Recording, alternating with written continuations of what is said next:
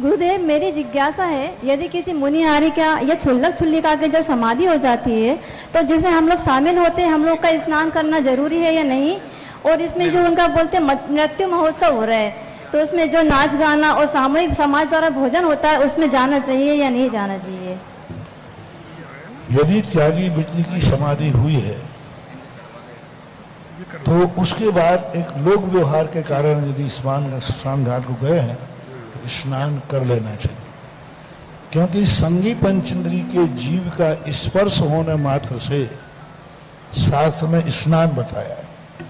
संगी पंचेंद्री कोई भी जीव हो, उसके मृत शरीर को स्पर्श करने पर स्नान के लिए शुद्धि शास्त्रों में आई है। मुनिराज चूंकि संगी पंचेंद्री हैं और उनका शरीर है, तो उनके साथ जब मृत आदि शरीर के साथ जाएं तो लोक व्यवहार में स्नान कर लेना चाहिए।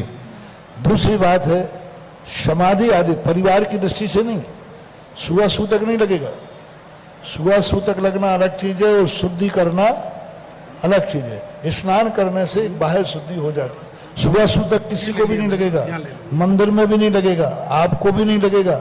स्नान करने के बाद उसी दिन आप मंदिर आ सकते हैं, साधु की समाधि में गए हैं तो। अब रही बात उनके महोत्सव मनाने की, विनती करें, आरती करें, नाच गान करें, कोई बाधा नहीं, समाधि हुई है। लेकिन किसी भी त्यागी व्यक्ति की मृत्यु पर भोज करना ये उचित नहीं। अब साधु की समाधि में अर्थी में लोग आएंगे तो समाज उनके भोजन की व्यवस्था करेगी। वो भोजन की व्यवस्था है, ना कि तेरहवीं है या मृत्यु भोज है। जब आएंगे तो भोजन की व्यवस्था तो करनी ही पड़ेगी। तो एक सामान्य भोजन की व्यवस्था समाज करेगी, क्योंकि साधु की समाधि होती है तो हजारों लोग आते हैं, हजारों लोग आते हैं, तो भोजन की व्यवस्था भी करना पड़ेगी, जैसे सामान्य करते हैं। उसका नाम मृत्यु के उपलक्ष्य में नहीं, एक व्यवस्था की रूप माना जाता है। इसलिए ऐसे आदि मृत्यु भोज आदि नहीं करना चाहिए। नमोस्तु महाराज।